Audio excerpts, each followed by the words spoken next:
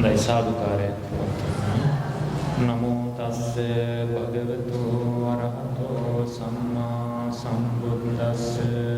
නමෝ තස්ස භගවතු වරහතෝ සම්මා සම්බුද්දස්ස. නමෝ තස්ස භගවතු වරහතෝ සම්මා සම්බුද්දස්ස.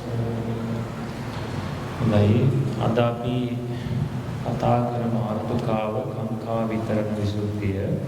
ඒක පිළිබඳව මූලික උපදේශයන් ඒ කාංකා විතරණ විසුද්ධිය කියන්නේ මොකක්ද? ඒක ඇති වෙන්නේ මොන අවස්ථාවෙද? ඒක ඇති කරගන්න කොහොමද මේ පිළිවෙලට ආයුත්තේ?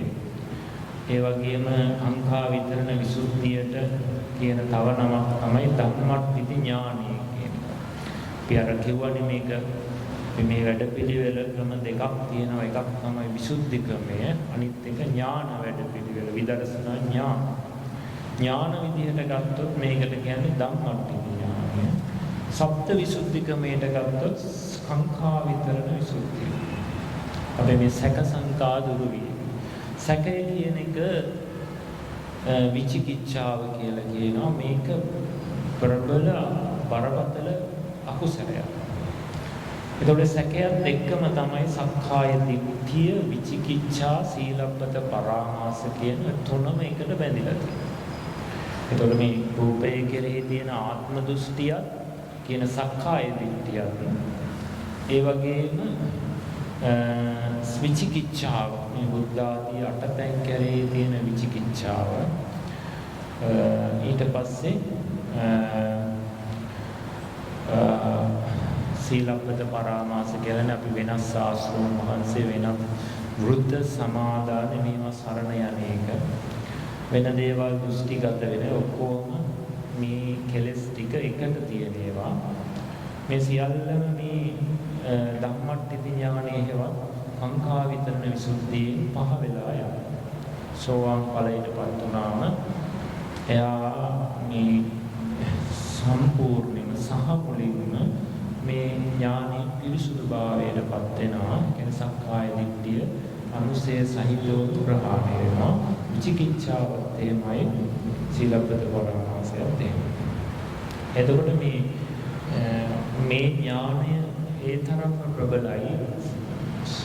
පුදුමාකාර විදිහට අපි දුක්ඛන්දරාවකින් නිදහස් කරනවා. සෝවාන් පුද්ගලයා මේකමනේ ප්‍රත්‍යක්ෂ කරන්නේ, ධම්මට්ඨිති ඥානේන ප්‍රත්‍යක්ෂ කරනවා. එතකොට සෝවාන් පුද්ගලයාට ඉතුරු වෙච්ච දිග දුක් ඔක්කොම මහ පොළොවේ හැටියට ගත්තොත් මහ පොළොවෙන් ගත්ත නියපිට පස් ටිකක් වගේ ප්‍රමාණයක් තමයි ඉතුරු වෙච්ච දුක.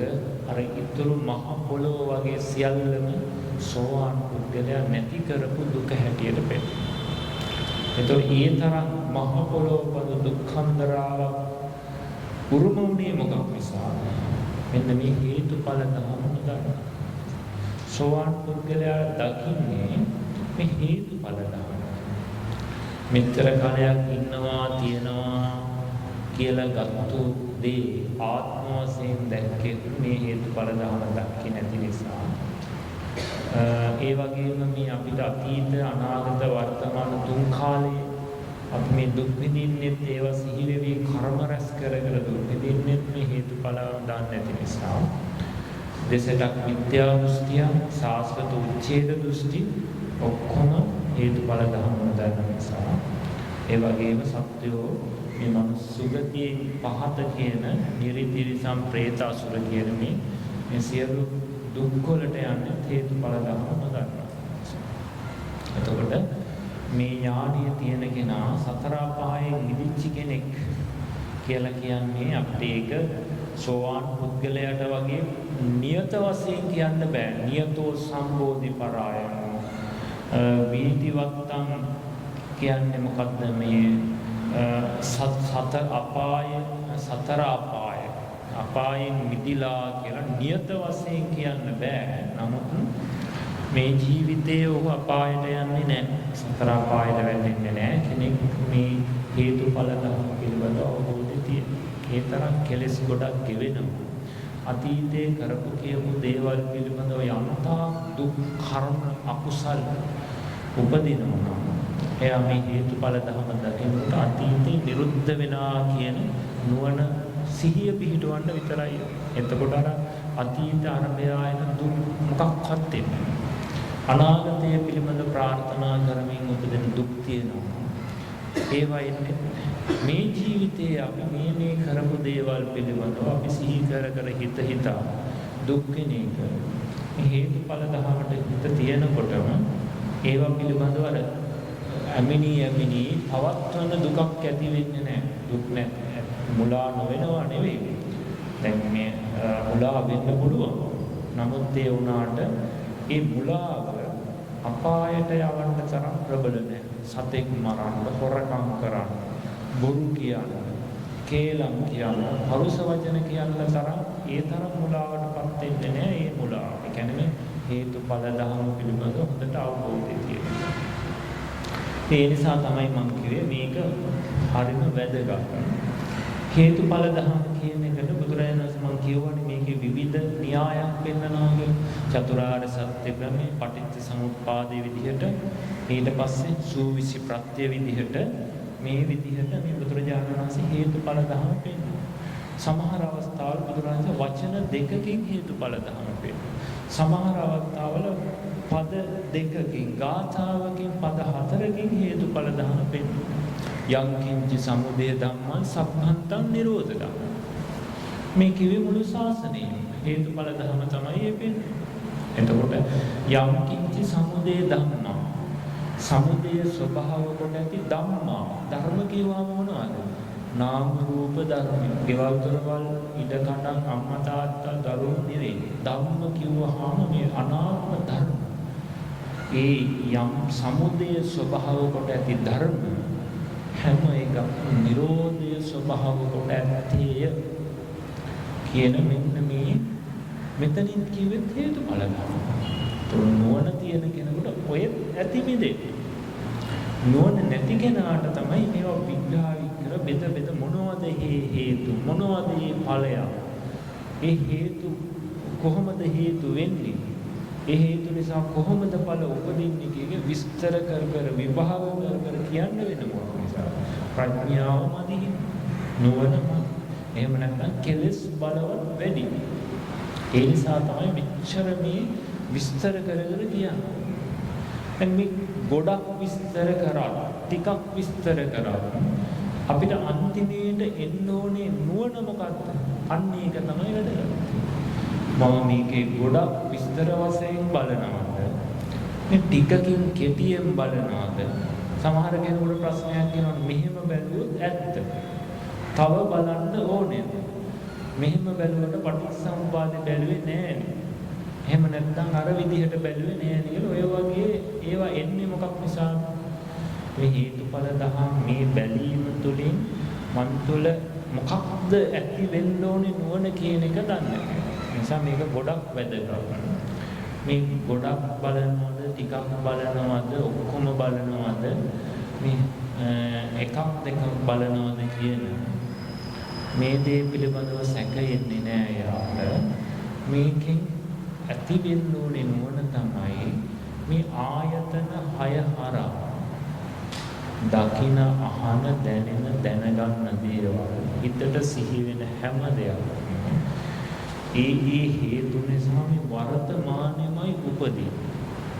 වර්තමානෙම ඉපදිලා ඉතුරු නැතුවම නිරුද්ධ වෙනවා. අපිට හැමදාම තියෙන දෙයක් දකිනවා, දකින්න දේ තියෙන්න පුළුවන්. කොහොම තමයි තියෙන දේ දකිනවා, දකින්න දේ තියෙන්න පුළුවන් කියලා ඒකත් ඉතුරු කරනවා. එතකොට මේ දෙකම තියෙනවා. එතකොට තියෙන දෙයක් දකින්න හින්දා තමයි දැක්කන් පස්සේ නැවත ඒක තියෙනවා කියන ඉතුරු වීමක් වෙන්නේ. එතකොට සමුදය දැක්කොත් නිරෝධය එයාට අහු වෙනවා. සමුදය දැක්කේ නැත්තම් දෙකම අහු වෙනවා. ඒ නිසා සමුදය ධම්මානුපස්සීවා කායස්මින් එක්කෝ මේ කය හට ගැනීම හරි දකින්න. එතකොට එයාට මේ තියෙන දෙයක් දකින්නවා කියන එක එන්නේ නැහැ. එහෙම වුණාම යාට දකින දේ තියෙනවා කියන එක එන්නේ නැහැ. මොකද ඒ අවස්ථාවනේ හටගන්නේ කියන නුවණ.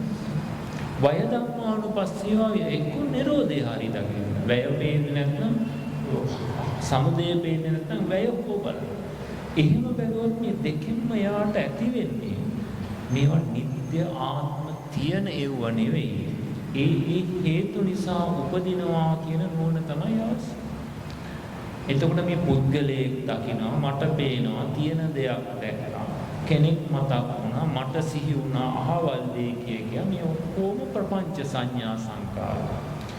මේ ප්‍රපංච සංඥා සංකාරය ඔක්කොම නැති වෙලා ඡේ වෙලා යනවා. අර මොනැති.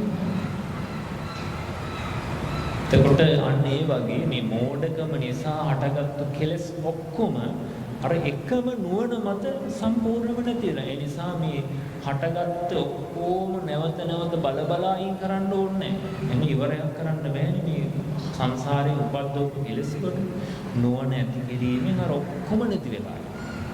අන්න ඒ වගේ. ඒක හරියට අර පඹයකට මිනිස්සෙක් කියලා රැවටිලා යම්තා කෙලෙස් රාග දේශ මොහ ඉපදුනා. එතන මිනිස්සෙක් නෙවෙයි පඹයෙක් කියන නුවණ ඇති වුණොත් අර ඔක්කොම අය සම්පූර්ණයෙන්ම නැති වෙලා. මිනිස්සයා වශයෙන් ගත්ත අදහස් ඔක්කොම නැති වෙනවා. ඒ වගේ මේ රූපය දැක්කොත් මේ රූපයේ අරබය අපිට ආපු ආත්ම දෘෂ්ටිය බැඳීගෙන ආපු කෙලෙස් ඔක්කොම යටපත් වෙනවා. ඒක මාර්ගසිතේදී නොහට ගැනීමට යනවා. ඒකයි වෙන්නේ. ඒ නිසා මේ හේතුඵල ධහම මේ එකක් බැලීමෙන් හරි ගොඩක් බැලීමෙන් හරි කීපයක් බැලීමෙන් හරි දැන් අපි රූපය පිළිබඳව අපි එක එක විදිහට බලනවා. දැන් රූපය පිළිබඳව කම්ම චිත්ත ඍතු ආහාර කියලා බලනවා. සමහරට පොදුවේ ආහාරය නිසා කබලින්ක ආහාරය නිසා ඇති වෙනවා කියලා බලනවා. තව වෙලාවට තණ්හාව අවිද්‍යාව නිසා කර්ම නිසා තණ්හාව නිසා කියලා ආහාර නිසා කියලා මේ විදිහට බලනවා. ඒ වගේම විඥාන නිසා නාම රූප හට ගන්නවා කියලා එතන රූපයක් බලනවා. මේ වගේ නොයෙක් විදිහට අපි රූපේ ප්‍රත්‍ය බලනවානේ. මේව බලන එකෙන් අපිට අවශ්‍ය වෙන්නේ ඉන්න කෙනෙක් තියෙන දෙයක් තියෙනවනේ හැම වෙලාවෙම මේ හේතු නිසා උපදින බවක් නේද මෙතන තියෙන්නේ. කියන ඔන්න නුවණ පාදා ගන්න. මේක කය අපිට මේ තියෙන එකක් වගේ පෙවුනට හැම වෙලාවෙම මේ ප්‍රත්‍ය නිසා ඇතිවෙමින් නැතිවෙමින් ඒ ප්‍රත්‍ය නැති වෙච්ච ගමන් මේක දිය වෙලා ඕජස් ගන්න කුණු වෙලා යනවා. දැන් බලන්න මේ විඥාන ප්‍රත්‍ය නැති වෙච්ච ගමන් කර්ම ප්‍රත්‍ය නැති වෙයි. දැන් මරුණා කියන්නේ කෙනෙකුට කර්ම ප්‍රත්‍යයෙන් කරන උපකාරය නැති වෙනවා. එතකොට ඒකත් සමගම චිත්තයෙන් කරන උපකාරයක් නැති වෙනවා. මේ ප්‍රත්‍ය ටික නැති වෙච්ච ගමන් මේ කයට වෙන දේ බලන්න. එහෙනම් මේ ප්‍රත්‍ය ශක්තිය තියෙන නිසා මේ කය මේ විදිහට අල්ලගෙන තියෙනවා. මේ ප්‍රත්‍ය නැති වෙච්ච ගමන් මේක ඉදිමිලා නිල් වෙලා ඕජස් ගලලා දිය වෙලා සම්පූර්ණ අතුරුදහන් වෙලා යනවා. නිරුද්ධ වෙලා. ඒක හරියට අර මස් ගොලියක් අපි එළියේ තිබ්බොත් දවස් 2-3යි තියෙනවා. හැබැයි ෆ්‍රිජ් එකේ තිබ්බොත් සමහරවිට මාස ගණන් ඕක තියෙනවා. ෆ්‍රිජ් එකේ තියෙන තාක්කල් මේක මාසය 2 3 4 තියෙනවා. හැබැයි එළියට ගත්තු ගමන් අරක සම්පූර්ණ කුණු වෙලා යනවා දවසෙන්. ඉතින් ඕකම තමයි මෙතන. ඒ ෆ්‍රිජ් එකේ තියලා මේ ප්‍රත්‍ය දුන්නා වගේ මෙතන ඒ ප්‍රත්‍ය නිසා පවතිනවා ප්‍රත්‍ය නැති වෙනකොට නිරුද්ධ වෙනවා මිසක් මේ මම මේ ඛණ්ඩ දීලා මම මේක පවත්වාගෙන යනවා කියලා අපි හිතුවට ඒකට අදාළ ප්‍රත්‍ය තමයි දෙන්නේ. අපි ඒක පුද්ගල භාවයෙන් අරගෙන කෑවේ නැතත් මේ අට වහලා වෙනත් ක්‍රමයකින් බඩවලින් හරි මේකට ආහාර දැම්මොත් මේකයි চিරාක් කාලයක් පවතිනවා. ඒ නිසා මේකෙන් අවශ්‍ය වුණේ ප්‍රත්‍ය නිසා පවතිනවා හේතු නිසා හට ගන්නවා හේතු නැති වෙනකොට නැති වෙනවා කියන නුවණ ඇති කරගන්න තමයි. එතකොට මේ හේතුඵල ධර්ම අපිට හිතෙන මේ අවුරුදු 100ක් තියෙනවා 50ක් තියෙනවා කියන එකක් නෙවෙයි. සනයක් පාසා නැති වෙමින් යන බව. රූපයට වඩා වේගයෙන් අපිට මේ දැනෙන හිත් වේදනාව සංඥාව ඊට වඩා 100,000 ගුණයකින් වේගයකින් ඇති වෙලා නැති වෙලා යන බව තේරෙන්න අපිට මේ අර හිතට දැකපු අහපු දැනගත්තු දේවල් මතක් වෙනකොට මේ නුවණ තියෙනවා. එතකොට එයාට ඒක නිරුද්ධ වෙච්චා. ඒවා වල අපි කෙලෙස් ඇති කරගන්නේ නැතුව අර කෙලෙස් ගෙවෙනවා හැම බලන්න. ඒක තමයි ඒකේ වෙන ලාභය. අර නිට්ටයයි කියලා ගැනීම නිසා ආපු කෙලෙස් ඔක්කොම අනිත්‍යයි කියලා ගැනීම නිසා නැති වෙනවා. එතකොට මේ මුල් ටික මේ ඔබට දීපු මේ පත්‍රිකාවේ කාංකා විතරණ විසුද්ධිය නාම රූපයන්ගේ ප්‍රත්‍යසේ වීම. එතකොට ඒකට කියනවා පච්චේ පරිග්‍රහේ පඤ්ඤා ධම්මට්ඨිති ඥානං කියලා. ඉතින් මේක ඊට පස්සේ මොකක්ද ධම්මට්ඨිති ඥානය කියන එක පිළිබඳව අපි උදේ කතා කරපු එක නැවත අහලා ඒ කොටස් ටික තේරුම් ගන්න. නැත්තම් සමහරවිට මේක ටියුට් එක මේක බලපු ගමන් කෙනෙකුට නිකන් තේරෙන්නේ නැහැ. මේ ටික ප්‍රත්‍ය විස්තරය කියන තැනට යනකම් මම මේ දේශනාව උදේ කාලේ කරා. ඒක මේ නැවත අහනකොට ආපහු මේක බලනකොට ඔබට තේරෙයි. එතකොට නැවත දේශනාව අහන්න ඕනේ මේ ටික බැලුවාම වැටහෙයි. ඊට පස්සේ තවත් මේ ප්‍රත්‍ය පිළිබඳව අපිට මේ ප ဋ ාණ ප්‍රකරණී හම්බෙච්ච කොටස් ටිකක් මම ගත්තේ. ඒක තවත් ටිකක් අපිට පැහැදිලි කරගන්න. එතකොට මෙතන කියනවා ප්‍රත්‍ය විස්තරයේදී යමක උපකාරයකින් නූපන් චිත්තචෛසික රූප උපදීත උපන් ධර්මියෝ පරම්පරාවසෙන් පවතීද පරම්පරාවසෙන් වැඩේද ඒ උපකාරක ධර්මයට ප්‍රත්‍යයයි කියනු ලැබෙනවා. ඒ මොකක්ද ඒ කියන්නේ? යමක උපකාරය යම් හේතුවකින් කියන්නේ උපකාරයකින් හේතුවකින් උපකාරයකින් නූපන් තවම ඉපදිලා නැති චිත්තචෛතසික රූප කියන මේ ධර්මය උපදීද එහෙම නැත්නම් පවතීද අපි මේ රූපය කියන්නේ මේ රූප උපද්දවන එක මේ රූපය පවත්වන එක පරම්පරාවසෙන් වැඩෙනවා කියන කෙනෙක් ලොකු වෙනවා මහත් වෙනවා කියලා කියන්නේ ඒ වගේ පරම්පරාවසෙන් ගහක වුණත් ඒ ධර්මතාවය අන්න ඒ වගේ පරම්පරාවසෙන් වැඩේද ඒ උපද්දවන පවත්වන වඩන වර්ධනය වන ඒ කරවන යම් දෙයක් තියෙනවා නම් ඒකට තමයි හේතුව ප්‍රත්‍ය කියලා කියන්නේ. ඒ ප්‍රත්‍යෙන් උපන් ධර්මයන්ට කියනවා ප්‍රත්‍යුප්පන්න ධර්මියෝ. ප්‍රත්‍ය හා ප්‍රත්‍යුප්පන්න කියලා අපි කියන්නේ. හේතුව හා ඵලය කියලා කියන්නේ මේකට. එතකොට දැන් අපිට කතා කරන්න තියෙන්නේ මේ නාම රූප ගැන. කොච්චර කතා කරත් මොන විදියට කතා කරත් මේ දෙක ගැන තමයි කතා කරන්නේ. තියෙන්නේ ඒවා නිසා. ප්‍රත්‍යයෙන් උපදින්නේ ඒවා නිසා. එතකොට චිත්ත චෛතසික රූප නිබ්බාන පඤ්ඤාප්ති. චිත්ත චෛතසික රූප නිබ්බාන පඤ්ඤාප්ති යන මේ පංචප්පකාර ධර්මය ප්‍රත්‍යෝ වෙති. ඒවා ප්‍රත්‍ය වෙනවා. ප්‍රත්‍ය වෙනවා කියලා කියන්නේ හේතු වෙනවා, උපකාර වෙනවා යමක් උපද්දවනවා. ප්‍රත්‍යෝ වෙති. ප්‍රත්‍ය නොවන කිසි ධර්මයක් නැත්තේ. එතකොට මේ ලෝකේ මේ නාම රූප ධර්මයන් උපද්දවන්න ප්‍රත්‍ය නොවන ධර්ම නැහැ. ලෝකේ හැම එකක්ම ප්‍රත්‍ය වෙනවා, උදව් වෙනවා, උපකාර වෙනවා.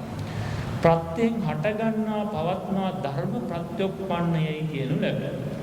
එතකොට ප්‍රත්‍යොප්පන්න ධර්මය වුණොත් චිත්ත චෛතසික රූප කියන ධර්ම ටික ප්‍රත්‍යොප්පන්න ධර්මය. ඒවා චිත්තචෛතසික රූප හට ගැනීමක් ඇත්තා වූ ධර්මය. ඒවා හට ගන්න ධර්ම. මොකෙන්ද හටගන්නේ? හේතුන්ගෙන් හටගන්නේ. නිර්වාණ පඤ්ඤාප්ති කියන දෙක හට ගැනීමක් නැති ධර්ම. නිර්වාණය කියන එක හේතුන්ගෙන් ඉපදිච්ච ධර්මයක් නෙවෙයි. පඤ්ඤාප්තිය කියන එක හේතුන්ගෙන් හටගත් ධර්මයක් නෙවෙයි.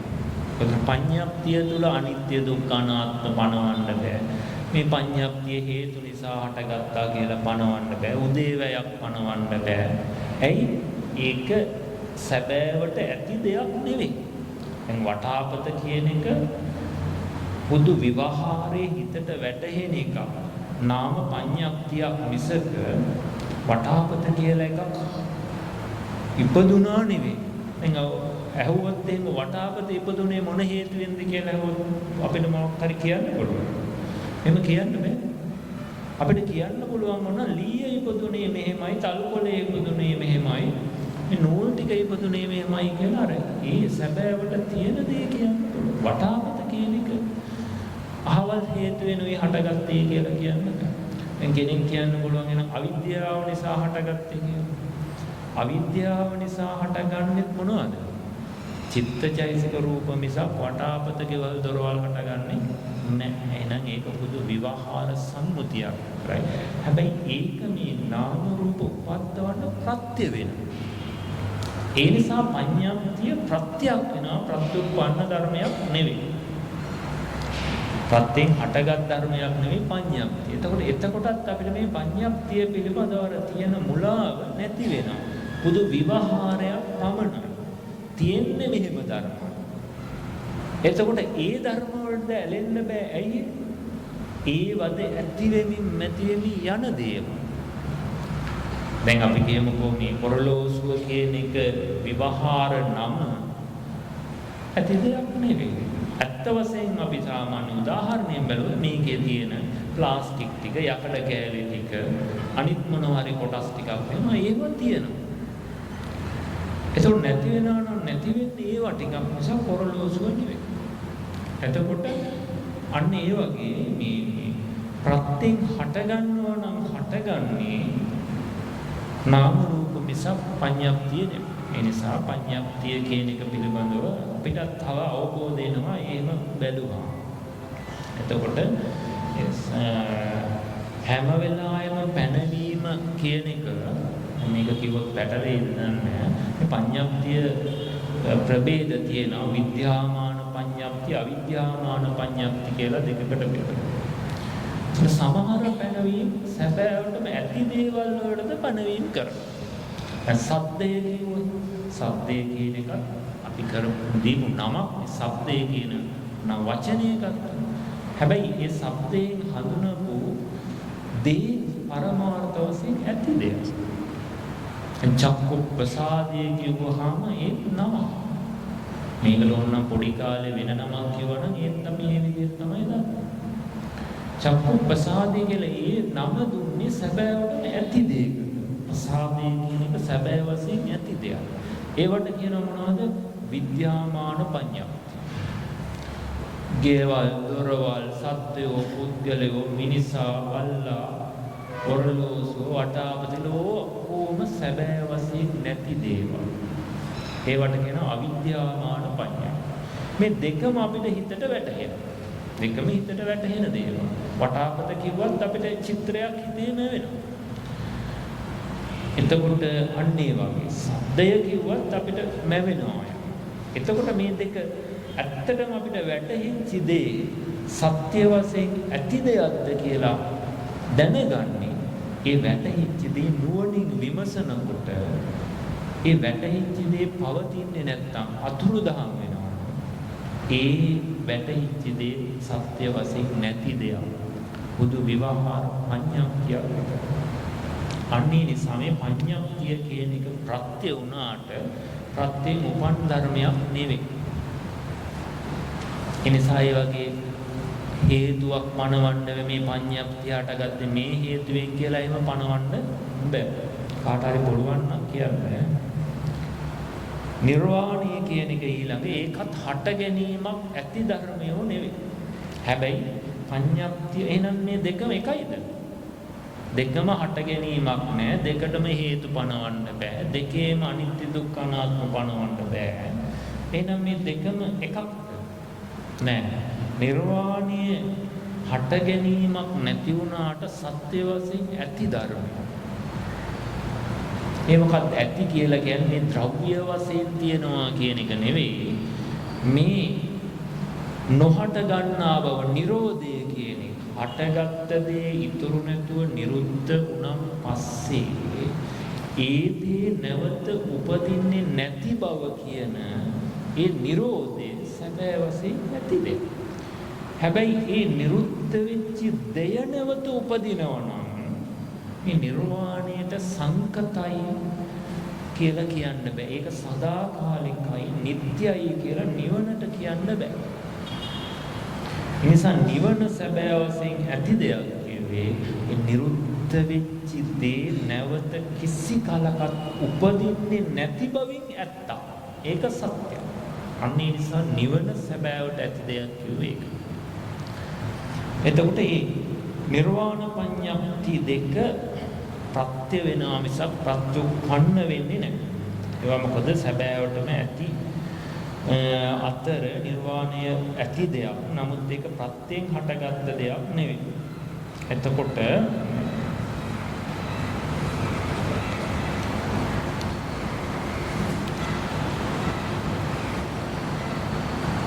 එතකොට මේ හට ගැනීමක් ඇති ධර්ම අතර ප්‍රත්‍යයෙන් තොරව ස්ව සත්‍යයෙන් හට ගන්නා ධර්මයක් නැත්තේ. හට ගන්න ධර්ම සියල්ලම ප්‍රත්‍යංගයේ ප්‍රතිඵලයක් මෙන්ම හට ගන්න ධර්මයෝ. එබැවින් හට ගන්නා ධර්ම සියල්ලම අන්‍ය ධර්මයන්ගේ හට ගැනීමට උපකාර වීම ප්‍රත්‍යෝද වෙති. දැන් මේ සැබෑ වශයෙන් උපදිච්ච දේවල් ප්‍රත්‍යද වෙනවා ප්‍රත්‍යුප්පන්නද වෙනවා. දැන් රූප විඥාණය කියන එක නාම රූප නිසා උපදිනවා. එතකොට නාම රූප නිසා විඥාණය ප්‍රත්‍යුප්පන්නය. නාම රූප හේතු විඥාණය ඵලය. මේ ඵලය තවත් නාම රූප උපද්දවන්න හේතුව නිසා මේ ඵලයට ප්‍රත්‍යද වෙනවා කියලා කියනවා. හේතුද වෙනවා. ඒ නිසා මේ හැම දෙයක් හට ගැනීමක් ඇති ධර්මයෝ නිර්වාණ පඤ්ඤප්ති දෙක ඇරියා. නාම රූප චිත්තචෛසික රූප ඔය තුන මේවා ප්‍රත්‍යත් වෙනවා ප්‍රත්‍යුප්පන්නත් වෙනවා. ඒ කියන්නේ හේතුද වෙනවා ඵලයද. දැන් විඥානය නිසා නාම රූප හට ගන්නවා. නාම රූප නිසා නැවත විඥානය හටගන්නවා. අවිද්‍යාව නිසා සංඛාර වෙනවා. සංඛාර නිසා විද්‍යාව වෙනවා. අන්න ඒ විදිහට මේක ප්‍රත්‍ය හේතුද ඵලයේද දෙකම වෙනවා. එතකොට මේ මෙතන තව එකක් කියනවා මේ ධර්ම එකකටවත් ස්වශක්තියෙන් උපදීමට බෑ. Tamanට උපදින්න බෑ. අපි හිතුවට එහෙම හිතුවට මේ එකතු ධර්මයකට ස්වයංජාතව හටගන්න බෑ. ඒ කියන්නේ දැන් අපි ගේමු ගහක ගෙඩියක් තියෙනවා කියලා. දැන් මේ ගෙඩියට පුළුවන් ද ආපහු ගෙඩියක් උපද්දවන්න? බෑ. මේ ගෙඩියක් උපද්දවන්න නම් උපද්දන්න වෙන්නේ කොහොමද? මේ ගෙඩිය කියන එකේ බීජයෙන් පැලයක් හැදිලා ගහක් හැදිලා මල් හැදිලා මල් වලින් ගෙඩියක් හැදෙනවා ඒ වගේ. එහෙම මිසක් ඒ වගේ චක්‍රයකින් ආපහු ගෙඩිය උපදිනවා මිසක් ඒ කියපු ඵලය ගෙඩියට ඒකෙන්ම එකපාරම උපද්දවන්න බෑ. අන්න ඒ වගේ. ඒ නිසා අපි වී ටික ආපහු වී පැටව ගහන්නේ නැහැ. වී උපදින්නේ නැහැ. ඒ වෙනවා නම් වෙන්නේ ඒක පැල කරලා බීජ හැදිලා ගස් හැදිලා ඒකෙන් ගොයන් හැදිලා අන්න එහෙම. අන්න ඒ වගේ තමයි මේ හිත කියන එක ඒ හිතටම හිත උපද්දවන්න බෑ. වේදනාවට වේදනාව උපද්දවන්න බෑ. තවත් බොහෝ ප්‍රත්‍යයන්ගේ එකතුවෙන් තමයි මේ ධර්මය උපදින්නේ. ඒක තමයි ඒ කිව්වේ එතන. මෙතන මේ කියලා තියෙන නැත්නම් ආපහු බලනකොට නොතේරෙන්න පුළුවන්. හට ගැනීමක් හට ගන්නා ධර්ම සියල්ලම ප්‍රත්‍යංගයේ ප්‍රතිඵලයෙන්ම හට ගන්නා ධර්මය. එබැවින් හට ගන්නා සියල්ලම අන්‍ය ධර්මයන්ගේ හට ගැනීමට උපකාර වීමෙන් ප්‍රත්‍යද වෙති. Taman ප්‍රත්‍යයෙන් හට ගන්නා බැවින් ප්‍රත්‍යුප්පන්නද වෙති. එතකොට ඊළඟට කියනවා යම්කිසි එක ප්‍රත්‍ය ධර්මයකින් යම්කිසි ඵලයක් ඇති කිරීමේ සමතක් නොවේ. එතකොට මෙතන ප්‍රත්‍ය කියලා කිව්වට ඒක උපද්දවන්න එකකින් පුළුවන්කමක් නැහැ. දැන් අපිට කියමු උදාහරණයක් වශයෙන් අපිට රූප දකින්නවා කියන්නේ. රූප දැකීම වෙන්න අපිට ප්‍රත්‍ය ගොඩක් ඕනේ. ඇහැ ඕනේ, රූපය ඕනේ, ඒ වගේම මානසිකාරය ඕනේ, ආලෝකය ඕනේ. ඒ වගේ තව ගොඩක් අන්න ඒ වගේ මේ හටගන්න හැම නාම රූප ධර්මයක්ම එක ප්‍රත්‍යයෙන් උපදින එකදු ධර්මයක් නේ. ප්‍රත්‍ය කීපයක් හෝ රාශියකගේ උපකාරයෙන් තමයි මේ නාම රූප උපද්දවන්නේ. හිත කියන එක, වේදනාව කියන එක, සංඥාව, රූපය හැම එකම. ඒ නිසාත් මේ ධර්මයේ කිසිම වැඩක් නැහැ.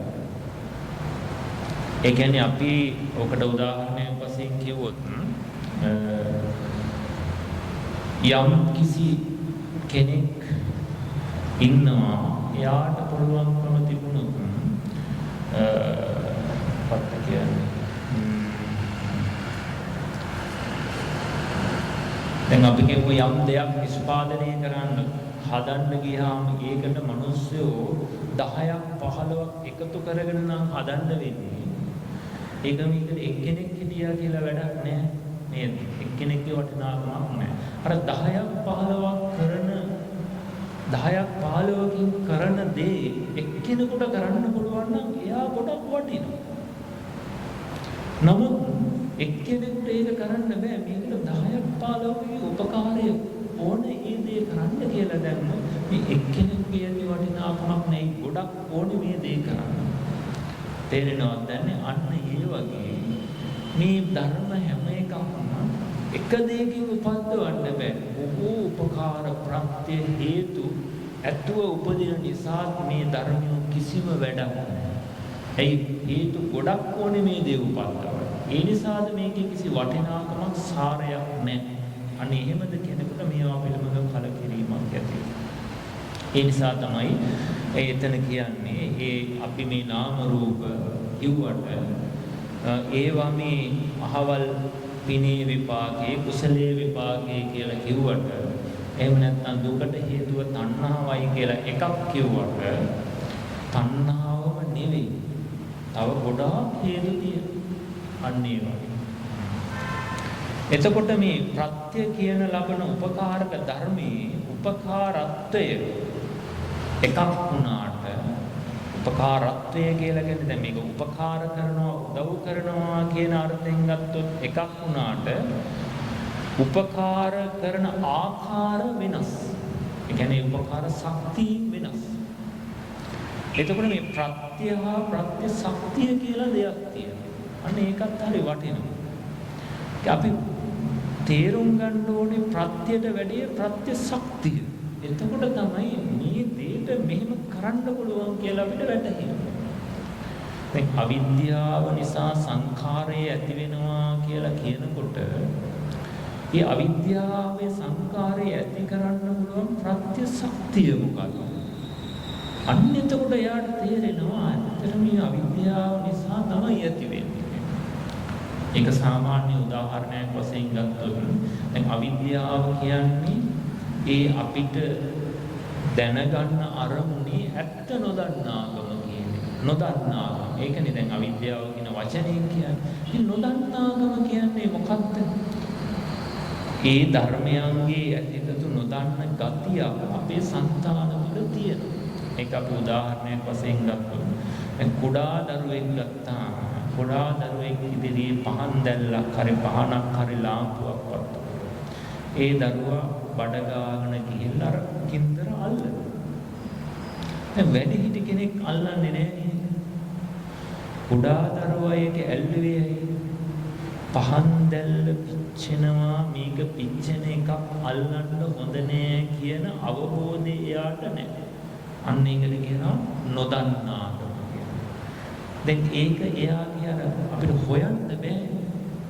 රූපෙන් හොයන්න පුළුවන්. ඒක ගතියක් හිතේම ආපු ගතියක් නොදන්නාකම.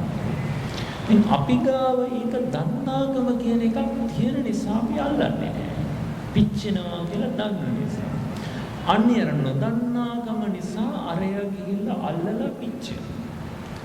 දන්න කෙනා පිච්චෙන්නේ නැත්තේ නුවණ දන්නා බව තියෙන නිසා. අන්න ඒ වගේ මේ අවිද්‍යාව කියන එකේ ඇහැට පෙනෙන රූපය පිළිබඳව මේ රූපය නැත්නම් අපි මේ මම කියලා හිතාගෙන ඉන්න මේ කය රූපය පිළිබඳව හරියට දන්නවනම් මේක මම කියන්නේ නැහැ.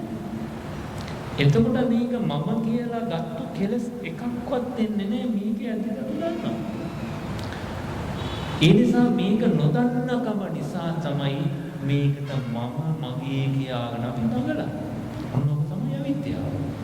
අවිද්‍යාව නිසා මේ රූපේ කෙරේ කුච්චර සංකාරය පුඤ්ඤාභි සංකාර අපුඤ්ඤාභි සංකාර ඇති වෙනවා. එතකොට එයා දන්න බව කියන්නේ ඇත්තටම මේකට මම කියන්නේ සුදුසුද? මේ කෙස් ලොම් නියදත් අම්මස්නාර කොටස් ටික ඔක්කොම අරගෙන බලනවා. කෙලසෙම සුදු සරව දහදිය අසුචි මල මූත්‍ර ආදී මේ කුණුප කොටස් ටික නේද මේකේ තියෙන්නේ. ඔය එකක් අපි වෙනම ගත්තාම අපි අරන් ගිහිල්ලා ලම් තියාගන්නවා නේ? එහෙම තියාගන්නේ. ඇයි ඒක අපි දන්නවා වෙනම ගත්තාම ඒක පිළිකුල්. හැබැයි අපි මේ කොටස් ටික හැමකින් වහලා, සිවියකින් වහලා, සුවඳ ගල්වලා, ඇඳුම් වලින් වහලා එහෙම තියෙනකොට අපි මේකට රැවටෙනවා. ඒ හින්දා තමයි නොදන්නවා, රවට්ටනවා කියලා කියන්නේ. අර සිවියෙන් එහා දකින්න අපිට නුවණ වෙන මොකක්වත් ඕනේ ඒකයි. සිවිය අයින් කරොත් මේ රූපෙට මම කියාගන්නේ නැහැ. ඒකනේ අර රෝම ලොම් හැලිච්චි අර බල්ලොන්ට කවදාවත් ගෙදරට ගන්නෙ නැහැ. ලොම් ටික හොඳට තියෙනවා නම් ගන්න. එතකොට ඒ සතාට අපි නොහිතුවට උපාදාන වෙලා ආදරේ කරලා කෙලස් ලෝභය ඇති කරගන්න. සමහර අය ඒ නිසාම මැරිලා ගිහිල්ලා ඒ තිරසන් ලෝකවල උපදිනවා. ඇයි අර ලෝම වලින් එහා තියෙන එක දකින්න, ඒ පිළිකුල දකින්න නුවණ නැහැ. ඒ වගේ තමයි මේ කය. ඔන්න ඔය අවිද්‍යාව කියන එක නිසා අර නොදන්නාකම කියන දේ තුලින් යමක් උපද්දවන්න පුළුවන්. මොනවද උපද්දවන්නේ? කුසල් අකුසල් සංකාර උපද්දව. මෙන්න මේක හිමීට තේරුම් ගන්න. එතන දන්නා බව තිබුණා. මේ කය පිළිකුල් අසුබ දෙයක් හැටියට තිබුණා නම් මේක උපාදාන කරගෙන තාදෝ කියාගෙන කෙලෙස් ඇති කරගෙන මේ එහෙම කරනව නෑ. එහෙම කරන්නේ නෑ. එහෙනම් අන්න අවිද්‍යාව ප්‍රත්‍ය වෙනවා සංකාර උපද්දවන්න. අවිද්‍යාව හේතුයි සංකාරේ හේතු සමුප්පන්න. අවිද්‍යාව ප්‍රත්‍යයි සංකාරේ ප්‍රත්‍යුප්පන්නයි කියලා කියන්නේ ඔන්න ඒ නිසා. එතකොට ඒ විදිහට ප්‍රත්‍ය ශක්තිය තමයි අපි තේරුම් ගන්න. එහෙම නැතුව අපි අර වචනේ අවිද්‍යාව නිසා සංකාර ඇති වුණා කියලා කිව්වට ඒක තේරුම් ගත්තේ නැත්නම් මට අවිද්‍යාව පෙන්වන්නකො මෙන්න මේ එකකින් කියලා කිව්වොත් පෙන්වන්න පුළුවන්. එතකොට උදාහරණයක් අරගෙන කොහොමද මේ අවිද්‍යාව නිසා සංකාර වෙන්නේ?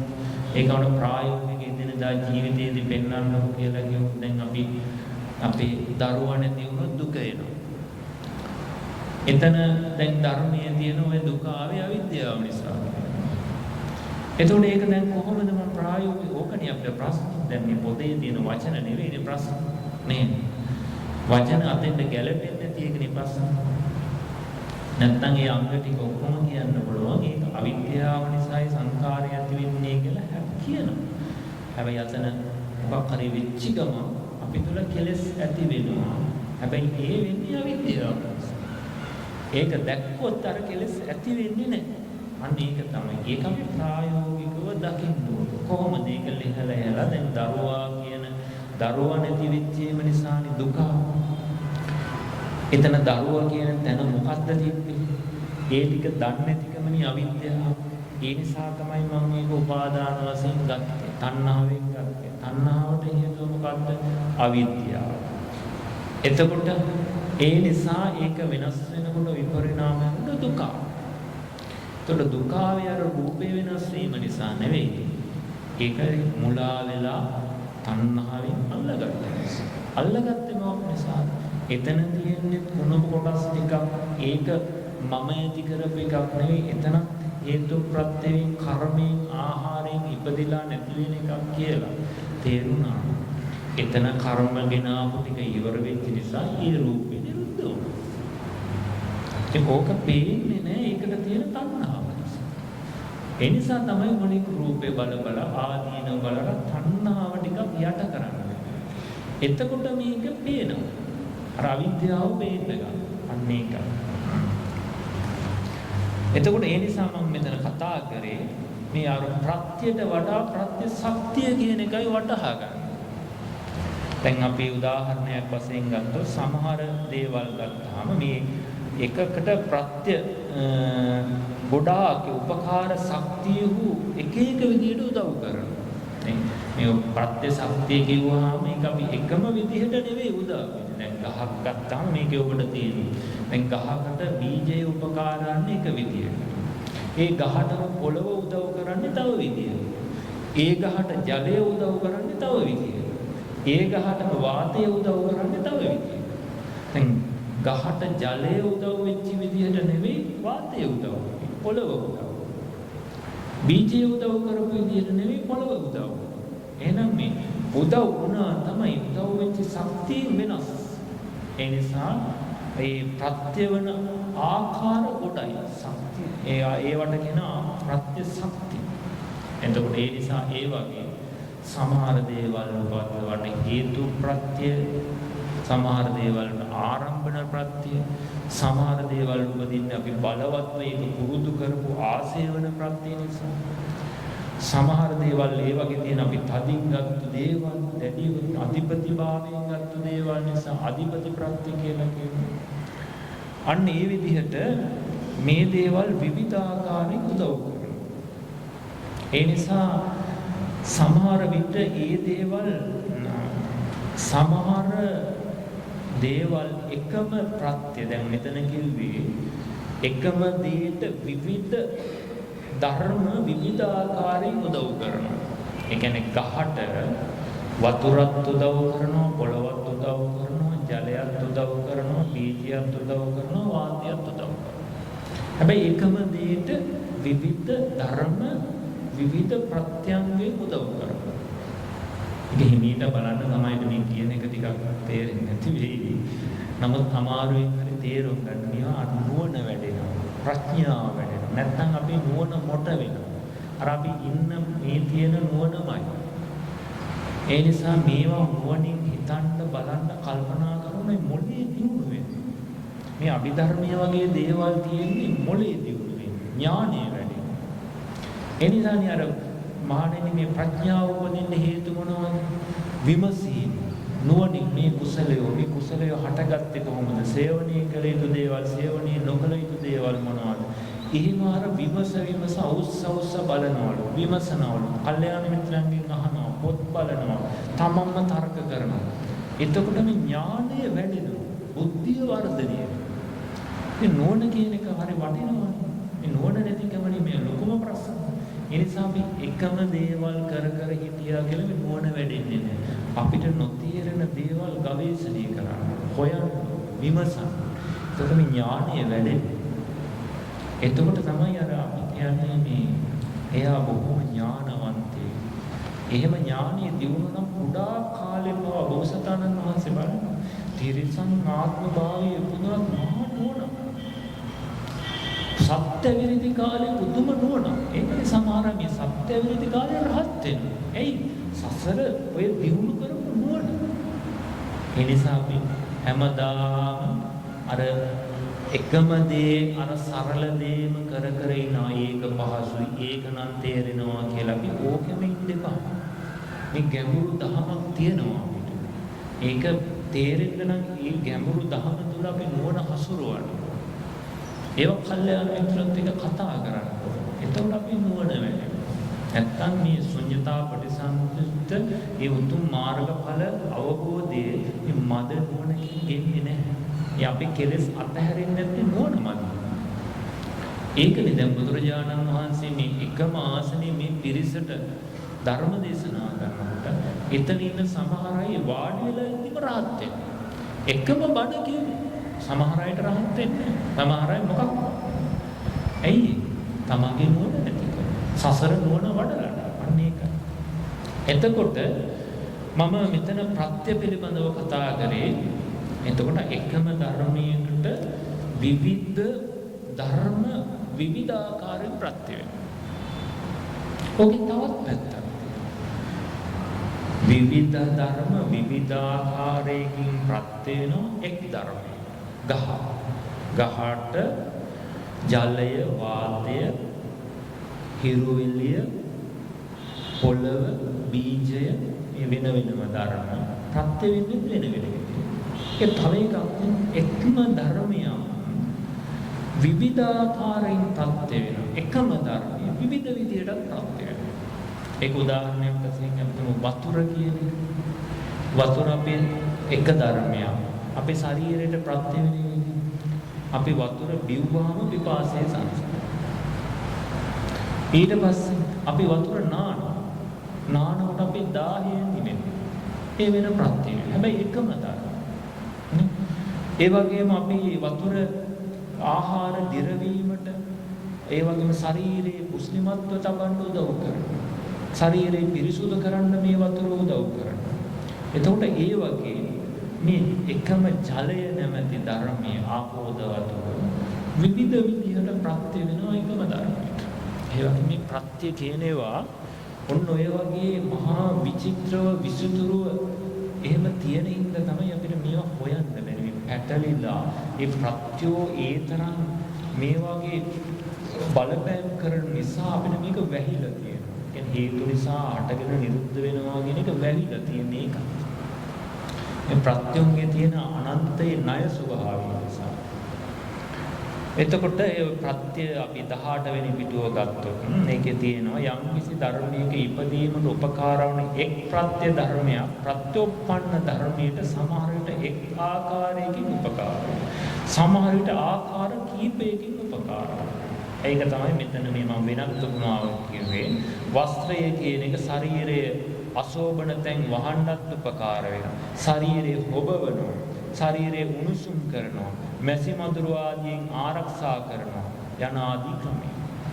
ඒ වගේම ඒ ධර්මය වෙනත් ධර්මයකට වෙනත් ආකාරයක ඒ වස්ත්‍රයම ඇඳගෙන ඉන්න කෙනා කෙරෙහි තව කෙනෙකුට රාගය ඇති වෙනවා.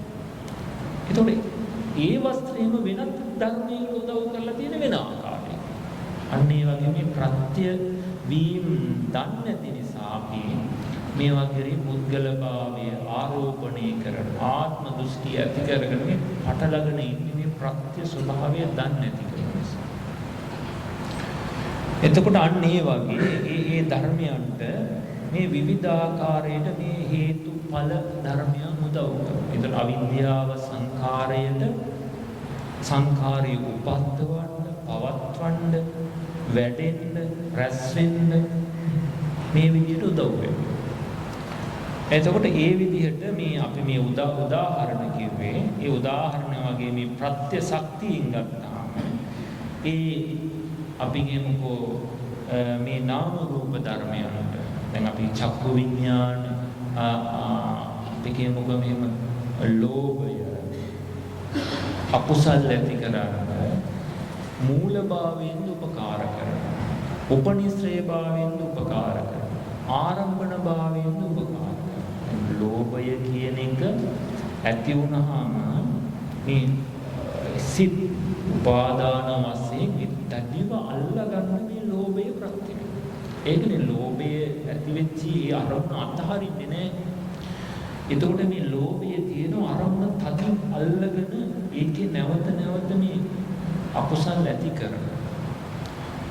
ඒකන උපනිශ්‍රය ඒක මූලභාවය ආරම්භන භාවය කියලා කියන අර ලෝභයෙන් අරමුණු කරනකොට නැවත නැවත කෙලෙස් උපදින අකුසල් උපදින ලෝභයෙන් අරමුණු කරනකොට ඒ අරමුණු එල්ලිලා නැවත නැවත කුසල අකුසලයක් ඇති වෙනවා. ඒ වගේම ආසේවන භාවය ඒ කියන්නේ ඒ ලෝභයෙන් නැවත අපි සිත් බොහෝ උපද්දවනකොට ඒ හිත පුරුදු වෙනවා ආශ්‍රව බවට පත් වෙනවා. ඒකට කියන ආසේවන ප්‍රත්‍ය කියලා. අපි නිකන් සරලව මේ අපිට තේරුම් ගන්න කියන්නේ ඒවා විස්තරව කතා කරන්න ඕනේ දේවල්. ඒ නිසා මේ ලෝභය නිතර පුරුදු කරලා තියෙන කෙනාට ලෝභ සහගත සිත් ගොඩක් උපදිනවා. දැන් බලන්නකො නිතර තරහ යන කෙනෙකුට දැන් එයාට පොඩි දෙයකට කේන්තියක්. ඇයි එයා නිතර මේ තරහ එන අරමුණුත් එක්ක තමයි ඉන්නේ. අපි මොකක් හරි රස්සාවක් කරනවා. එයාට ඒ රස්සාව තුළ නිතරම ගැටීම ඇති වෙන විදිහ. මේක හිතේ නිතරම මේ ගැටීම ආසේවණය වෙනවා. ඕකම තමයි අනිත් පැත්තේ අපිටත් ඔය වගේ හිතට දැනෙන දුකක් හරි, ශෝකයක් හරි, කනගාටුවක් හරි අපි ඉපදුනාම අපි දන්නේම නැතුව මේකේ මත් වෙලා වගේ නිතර හිතනවා ඒ ගැන අපි ඇතුලෙන් හිත පවත්තා. මෙන්න මේ ආසේවණේ නිතත් නැවත මේ චිත්තජයසිකෝ බොහෝ උපද්දවන්න ප්‍රත්‍ය වෙනවා. ඔන්න ඒ වගේ මේ අපි හිතුවට මේක කෙනෙක් පුද්ගලයෙක් කරනවා කියලා මේ ධර්මයන්ගේ ඒ කෘත්‍යයන් මේ ධර්මයන්ට ඒ දේවල් කරන්න පුළුවන්. එතකොට එයාට තේරෙනවා මේ පුද්ගල භාවය අයින් වෙලා මේ හේතු ප්‍රත්‍ය නිසා මේ දේවල් වෙනවා කියලා. ඉතින් ඒක මේ මම සාමාන්‍ය මේ ඔබට විස්තර කරේ මේකේ තව චුට්ටක් තියෙනවා. ඔබ මේ ප්‍රතිකාව කියවා ගන්න ප්‍රත්‍ය විස්තරයේ කියන කොටසේ ඊට පස්සේ දැන් ඔන්න ඔය විදිහේ දැන් ඔහොම අදහසක් ඥානයක් ඇතුවනේ අපි මේ පත්‍ය පරිග්‍රහව බලන්න නාම රූප වෙන් කර හේතුඵල ධර්ම බලන්න පටිච්ච සමුප්පාදයේ දකින්න උත්සාහවත් වෙන්න. එතකොට මේ පටිච්ච සමුප්පාදය කියන්නේ හේතුඵල ධර්ම. අවිද්‍යාව නිසා සංඛාර වෙනවා, සංඛාර නිසා විඥාන වෙනවා. අනිත් පැත්තට කියනවා දැන් අපි තුල ශෝක පරිදේව දුක් දුම්නස් උපදිනවා නම් මොකක් නිසාද උපදින්නේ? ඉපදීම නිසා. ඉපදෙන්න හේතුව මොකක්ද? උපදින්න හේතුව භවය. භවය කියලා කියන්නේ අපිට කර්ම භවය. මේ අපි තුල ඉන්නවා තියනවා කියලා තියෙන මේ මුලාව තමයි කර්ම භවය. ඒ කර්ම භවයට හේතුව මොකක්ද? අරමුණු දැඩිව උපාදානය කරගන්නා බව. ඒ නිසායි කර්ම භවයක් සකස් වෙන්නේ. උපාදානය අල්ලගත්තේ නැත්නම් කර්ම සකස් වෙන්නේ නැහැ. ඒවයි තෝට අපිට දුක උපද්දවන්නේ නැහැ. උපාදානය නිකන් ඇති වෙන්නේ නැහැ. උපාදානයේ හේතුව මොකක්ද? තණ්හාව. අරමුණු කෙරෙහි තණ්හාව. තණ්හාවට හේතුව මොකද්ද? වේදනාව. ප්‍රිය වූ මනවඩන රූපයන් කෙරෙහි අපිට වේදනාව. වේදනාවට හේතුව මොකද්ද? මොකද්ද? ස්පර්ශය. වේදනාවට හේතුව ස්පර්ශය. අන්න ඒ විදිහට අන්තිමේට මොකද්ද තියෙන්නේ? අවිද්‍යාව. අවිද්‍යාව පත්‍ය සංඛාර, සංඛාර පත්‍ය විඥාන, විඥාන පත්‍ය නාම රූප. මේ හේතුඵල ධර්ම වෙන්නේ.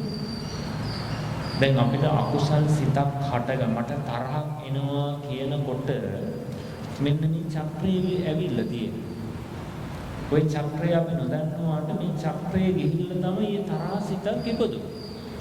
දැන් හේතුඵල ධර්ම දකින්නවා කියන්නේ මට තරහක් ආවව කවුරුත් තරහක් ඇති කරා නෙවෙයි. අවිද්‍යාව නිසා සංකාර ඇති වෙලා ඒ නිසා විඥානය ඇති වෙලා. නයි නිසා නාම රූප ඇති වුණා. ඒ නාම රූප කදී හිත සමග චිත් වේදනා සංඥා සංඛාර ඒ හිත ඇති කරන්න හේතු වෙච්ච රූපය. මේ නාමයයි මේ රූපය.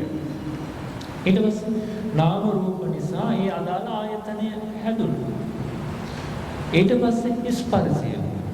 දැන් මේවා අපි මේකට අනුතුරව මේකට අනුතුරව වෙනව නෙවෙයි. මේ එක්සනිකව මේ අංග 12ම උපදින.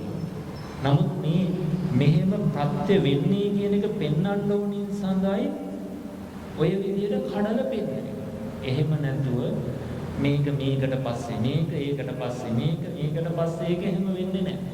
එහෙම තේරුම් ගන්නත් මේක මේ ඒ ප්‍රධාන දැන් වේදනාව උපදින්න විඥානයේ තිබුණේ නැත්නම් රූපයේ තිබුණේ නැත්නම් උපදින්නේ නැහැ. නමුත් ඊට වඩා රූප තිබුණත් හිත තිබුණත් මේ ස්පර්ශය කියන කාරණාව ළඟම හේතුව. ඒ නිසා තමයි වේදනාවට හේතු ස්පර්ශය කියන්නේ. අන්න ඒ විදිහට පෙන්වනවා මිසක් ඔය අපිට මේ පාසුවෙන් තේරුම් ගන්න ඕනේ හින්දා දේශහිත කියන එක ගත්තේ ලෝභ සිත හැම සිතක්. ඔය සිත් අපිට අභිධර්මයේ දන්න අය දන්නවනම් අපිට සිත් 89ක් පෙන්වනවා. 89ටම පටිච්චසමුප්පාද 89ක් තියෙනවා. ඒ කියන්නේ හැම හිතක්ම ඒකට කියන්නේ එක්සනික පටිච්චසමුප්පාද. මේ දැන් චක්කු විඥාන සිතක් උපදිනකොට හිත ඉපදෙච්ච හේතුව පටිච්චසමුප්පාදයෙන් පෙන්වනවා. ඒ හිතේ පටිච්චසමුප්පාදයක් වෙනවා. එතකොට එහෙම ගත්තාම ඊට පස්සේ දැන් වේදන අපි දේශසහගත හිත ගත්තා. එතන දැන් එකට එකතු වෙලා තියෙන්නේ. දැන් ඇහැට රූපයක් ගැටීම අපි කනට කියලා කනට ශබ්දයක් ගැටීම නිසා චක්‍රය බෙන්නු. කනට ශබ්දයක් ගැටීම නිසා ඊට පස්සේ ඒ ගැටීම නිසා සෝත විඥානය උපදිනවා. මම කියවනේ ඒක ධර්මතාවයක් කියලා. කනට ශබ්දය ගැටුණොත් මේක සවිඥානික නම් ඒ මානසිකාරියක් තිබුණා නම් අර ශබ්දය අරමුණින් හිතක් උපදිනවා. ඒ මුල් හිතට මොකක්ද කියන්නේ? සෝත විඥානය කියලා. එහෙම නැත්නම් සෝත විඥාන හිත. එතකොට ඒ හිතක් පටිච්චසමුපාදයෙන් විතර තියෙනවා. එතකොට ඇහත් රූපයක් කන ශබ්දයක් තිබුණා. දැන් එතන ඒ හිත තනි කරගත්තාම මෙතන අවිද්‍යාව නෑ. දැන් අපිට අර පොදුවේ ওই පටිච්චසමුපාදය පෙන්නුවාට ඒ වගේ හිතක් ගන්නකොට පටිච්චසමුපාදේ වෙනස් වෙනවා. අවිද්‍යාව පත්‍ය සංඛාරා කියලා ඒ හිතට කියන්නේ නෑ. එතන කියන්නේ මොකද්ද? සංඛාර පත්‍ය විඥාන කියන්නේ. එතන සංඛාරය කියන්නේ මොකක්ද? අර ශබ්දයක් අහන්න ඕනේ කියන චේතන. ඒක තමයි සංඛාර. සංඛාර පත්‍ය විඥාන, විඥාන පත්‍ය නාම. මොකක්ද එතන නාමය මොකද්ද රූපේ? විඥානයේ කිව්වේ සෝත විඥාන සිත. නාමයේ කිව්වේ හිත සමගම ඉපදෙච්ච වේදනාව සංඥාව සංකාර. නාමය රූපේ උනේ මොකක්ද? සෝත ප්‍රසාදේ ශබ්දය. අන්න එතකොට විඥානේ නාම. නාම රූප පත්‍ය චට්ඨායතන කියලා. එතන සලායතන කියවට එක ආයතනයයි. එතකොට ඒ ආයතනෙන් පස්ස සෝත ආයතන. එතකොට චට්ඨායතන පත්‍ය පස්ස. ඒ ආයතන නිසා ස්පර්ශය ඇති වෙනවා. දැන් පස්සේ ඇති උනේ නෑ. ඒ ආයතනෙ තිබුණු නිසා ස්පර්ශ. ඒ නිසා වේදනාව ඇති. හැබැයි ඒ සිතේ වේදනා පත්‍ය තණ්හා කියලා පෙන්වන්නේ නෑ. ඇයි? ඒ සෝත විඥාන හිතේ තණ්හාව නෑ. ඒක විපාක. තණ්හා පත්‍ය උපාදානං කියලා නෑ. එතන තියෙන්නේ මොකක්ද? වේදනා පත්‍ය භව කියලා තියෙනවා. භව කියලා එතන කිව්වේ මොකක්ද? අර ස්කන්ධයන්ගේම ඉපදීමට තමයි භවය කියන්නේ. ඔන්න ඔය වගේ මම මේ නිකන් කිව්වේ මේක සමාජයට අර ගැඹුරු වෙන්න පුළුවන්. මොකද මේ පටිච්චසමුපාදයේ කියන්නේ කොයි අපි හිතන ආකාරයෙන්ම නෙවෙයි එක්සනිකව කරන. ඔය සම්පතියක් වශයෙන්. ඒ නිසා අපි ওই ද්වේෂ සිතක් ඉපදුනා කියන තැන වෙලා තියෙන මේ හේතුඵල ක්‍රියාව. මේ ඔක්කොම බලන්න බැරි නම් ඒකයි මම අර සරලව වෙන කෙනෙකුට පැටලෙනවා. ඒ නිසා අපි සරල දැනීම ගත්තොත් මට තරහක් එනකොට මොකක් නිසාද මේ තරහ? අරමුණ වරදවාගත්තු අවිද්‍යාව. ඒ නිසා අයෝනිසෝ මනසිකාරය සංඛාරපච්චය අවිද්‍යාපච්චය සංඛාර. අරමුණ වරදවාගත්තු අවිද්‍යාව නිසා ද්වේෂ සහගත අකුසල සංඛාරයක් ඇති වෙනවා. එතනින් බැලුවාම එතකොට අහවලා නිසා තරහ වේ කියන එක ගන්නෙ. ඒ නිසා එහෙට ඇඟිල්ල දික් කරලා එහෙට ගැටිලා තණ්හාව ඇති කරගන්නේ නැහැ. මං නිසා මෙතනම ඇති උනේ කියලා දැක්කම ඉතින් මේකට ගහන්න බෑ නේද? ඒක ඇත්ත දකින්න එක තමයි කරන්නේ. ඒ හින්දා තමයි ඒක පෙන්නන්නේ. හැම එකක්ම මෙතනින් දකින්න. ඉතින් එතකොට මොඩගම ගලවන්න ගියාම වෙලාව යනවා දැනෙන්නේ නැහැ ඒකයි. මේ ටියුට් එක කියා ගන්නත් බැරි වෙනවා මොඩගම අයින් කරන්න කියලා. ඉතින් මේක කියලා දෙන්න බෑ ඉතින්. නැත්තම් තේරෙන්නේ නැහැ. මෙතන මේ ටිකක් මේ ඒ 18 පිටුවනේ අනිත් පිටුව ඒකේ නම්බර් දාලා නැහැ. නම්බර් සමහරවිට ඔයයි දාලා ඇති. මේ 18 කියලා කිව්වේ මම දාගත්තේ කියන්නේ. ඔගේ 1 2 3 දාලා ඇති. තුන්වෙනි පිටුව. එතකොට ඔන්න ඔහොම මේ මම මේ සාමාන්‍ය මේවා අවබෝධය නැතුව අපි මේවා බැලුවා කියලා වැඩක් නැහැ. ඒකයි මේක කියන්නේ ඥානය වැඩි. එතකොට මේ නාම රූප ප්‍රත්‍ය බලන කෙනා එයා ඉස්සරෝම මේ නාම රූපයන්ගේ ප්‍රත්‍ය පිරිසිඳීමෙන් තුන් කල්ලි පැවති සැකය දුරු වෙනවා. ඒ ලබන භික්ෂුව විසින් වෛද්‍යවරයෙකු රෝගයක් දැක ඒ නිදානිය හොයන්නාසේ අනුකම්ප ඇති පුරුෂයෙක් වීතියක වැටි වුන් ලදරු දරුවෙක් දැක මේ දරුවගේ මව කවුද කියලා හොයන්නාසේ මේ නාම රූප ධර්මයෝ පිළිබඳව ප්‍රත්‍ය හොයනවා. මේ නාම රූප ධර්ම ටිකක් තියෙනවා. මේ පොයසීනෙක් පුද්ගලයෙකුත් නෙවෙයි නා. කොහොමද මේවා ඉපදුනේ? කවුද ඉපදුනේ? අන්න එතකොට යාට තේරෙනවා මෙතන මෙහෙම සලකන මේ නාම රූප ධර්මයෝ සියලු තන්නේ සියලු කල්ලි සියල්ලටම සමව නොපැමිණෙහි අහේතුක නොවේ. ඒ නිසා අහේතුක වෙනවා නම් මේවා එකම විදිහට වෙන්නේ නැහැ. ඒ නිසා මේවා හේතු නිසා හටගන්නේ.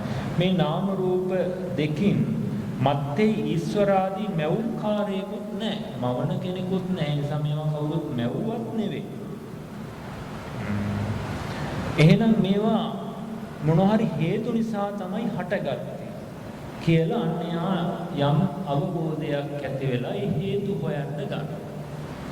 අන්නේ හේතු හොයන්න යනකොට මේ කය කියන එක මේක මේ කය හටගත්තේ මල් පෙති වල රන් දිදී මුමෙකේ තියෙන ආකාරවල පිරිසුදු තැන් වල නෙවෙයි. තාම අපවිත්‍ර වූ දුර්ගඳ හමන මේ පිළිකුල් වූ කොටස් ඇතුලේ මේ ගර්භාෂයක් තුල තමයි මේ කය හටගන්නේ. ඒ නිසා මේ කය මොනක් නිසාද හටගත්තේ කියලා රූපෙට ප්‍රත්‍ය හොයනවා. මෙයා ඉතින් මේ ප්‍රශ්නයක් ඇති වෙලා හොයාගෙන ආවේ. හොයාගෙන ආවන් පස්සේ ඒ ප්‍රත්‍ය බලනවා.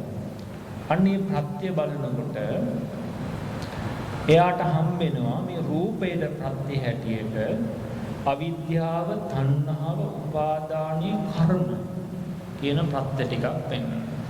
මේක අමාරු නම් මෙතනින් ගන්න ඕනේ නැහැ. අපි මේක ඉගෙන ගන්නත් එක්ක මේ කියන්නේ. මොකද මේ නුවණ දියුණුනාම මේවත් වැටහෙනවා.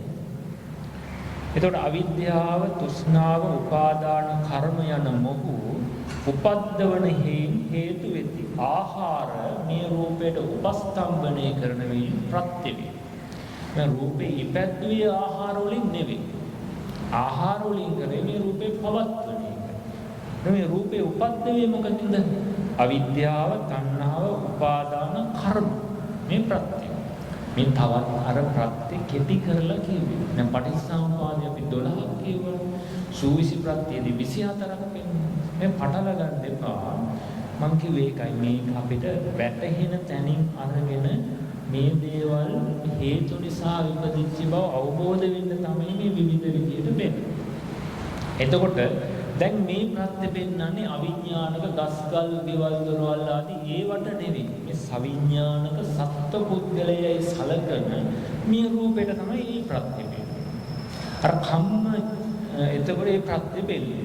එතකොට ඒකට අවිද්‍යාව, තණ්හාව, උපාදාන කර්ම. එතන අවිද්‍යාව නොතිබුණේ නම් මේ රූපය උපද්දවන්නේ නේ. අවිද්‍යාව නිසා අපි තුල කුසල අකුසල සංකාර ඇති වෙච්ච නිසායි ප්‍රතිසන්දි විඥානයක් රැසගත්තේ. ඒ තෘෂ්ණාව නිසා උපාදාන වෙලා කර්මය තිබුණා. තෘෂ්ණාව නිසා තව බොහෝ රූප උපද්දවනවා. මේ ප්‍රතිසන්දි රූප වගේම තවත් බොහෝ රූප උපද්දවනවා. ඊට පස්සේ කර්මය නිසා, උපාදානය නිසා කියලා මේ ඔක්කොම තේරෙන්නේ නැත්නම් එකක් දෙකක් හරි අරගෙන මේ රූපය මේ නිසා ඉපදුනා නේද? මම කෙනෙක් පුද්ගලයෙක් ඉපැද්දුවා නෙවෙයි. අවිද්‍යාව නිසා කර්මය කියලා විතරක් ගන්නවා. එහෙම හරි තේරෙනවා. ඒ ඇති. තණ්හාව කියන එකත් වැටහෙනවා නම් අත්තර ගන්නවා. මේ රූපෙට ප්‍රත්‍ය හැටියට පෙන්නනවා. එතකොට මේ රූපයට ඒ විදිහට ප්‍රත්‍ය තවත් අපි ප්‍රත්‍ය හැටියට පෙන්නවා මේ කර්ම චිත්ත ඊතුආහාර කියලා තවත් ප්‍රත්‍යක්.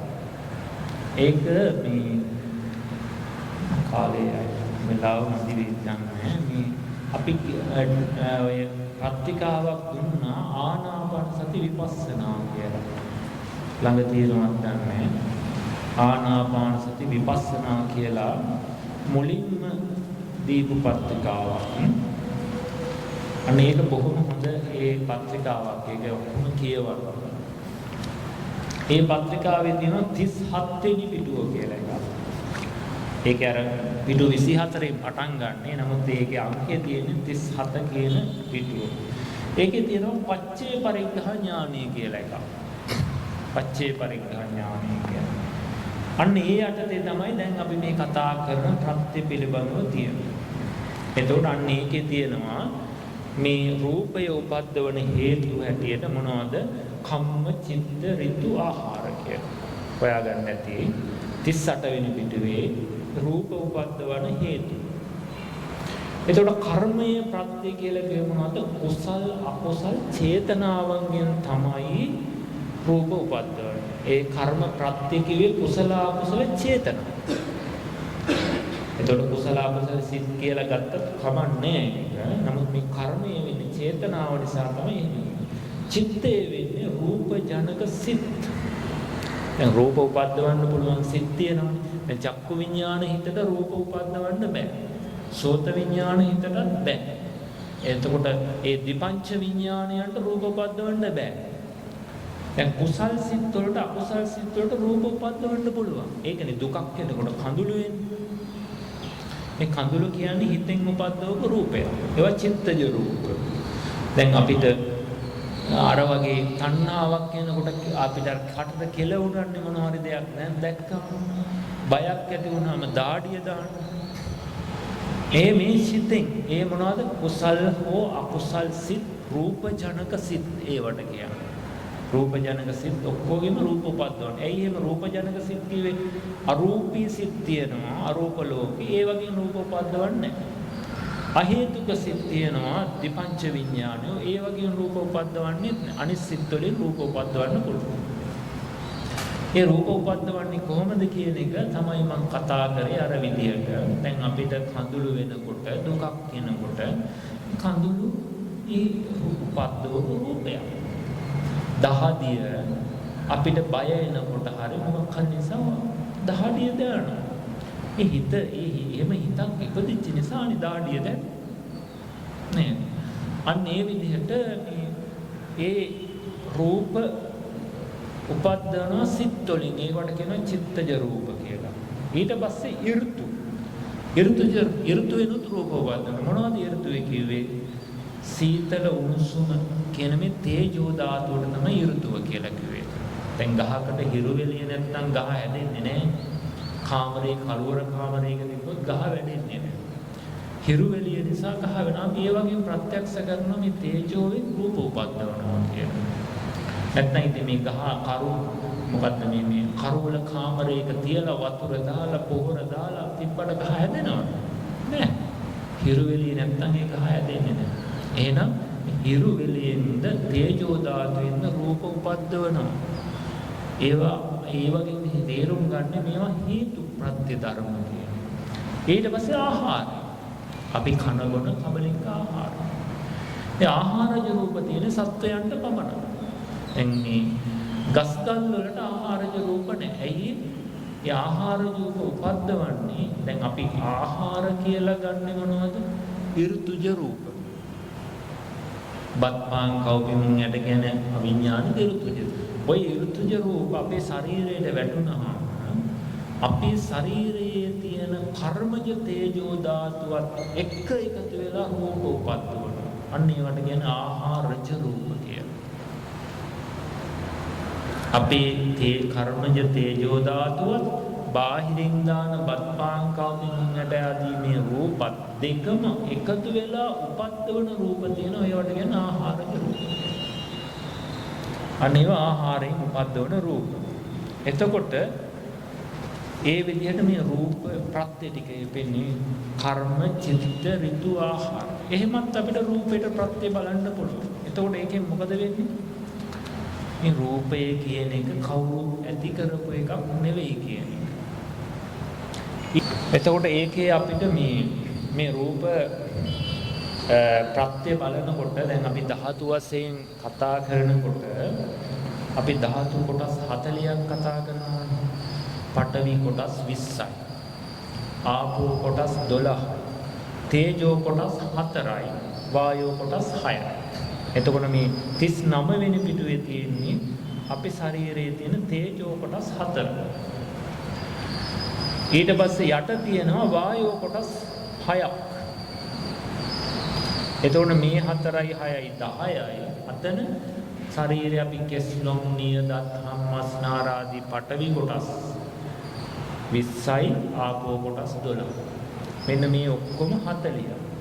මේ 40 උපද්දවන හැටි තමයි මෙතන තියෙන්නේ. දැන් පඨවි කොටස් 20න් උදරියම් කරීසම් දෙක හැර අනිත් කොටස් 18ම කර්ම චිත්ත ඍතු ආහාරගෙන 4 ප්‍රත්‍යයෙන් උපදිනවා. උදරියම් කරීසම් කියපු දෙක ඍතු සමුත්ථානයි. ඍතුවෙන් විතරයි. මොනවද උදරියම් කියලා කිව්වේ? අපේ ශරීරයේ තියෙන නොපැසුණු ආහාර, ආමාශයේ තියෙන නොපැසුණු ආහාර. කරීසම් කියලා කිව්වේ පැසුණු ආහාරයවත් අසුචි. මේ දෙකම ඍතුවෙන් උපද්දවපු රූප. අනිත් කොටස් 18ම කෙස් ලොම් නියදත් මස්නාර කොටස් 18ම කර්මයෙන් චිත්තයෙන් ඍතුවෙන් ආහාරයෙන් 4 ප්‍රත්‍යයෙන් උපදිනවා. මේ කාලේ කොහොමද දන්නේ නේද? දැන් 6යි 5යි 40යි. මේ ටික මම ඔය ඉස්සරත් කරලා තියෙනවා. මේක එකක් කියලා දුන්නේ එතකොට අපිට මේකේ ප්‍රත්‍ය බලා ගන්න පුළුවන්. මේ සමහර අය යන්න කලබල වෙලා මේකයි.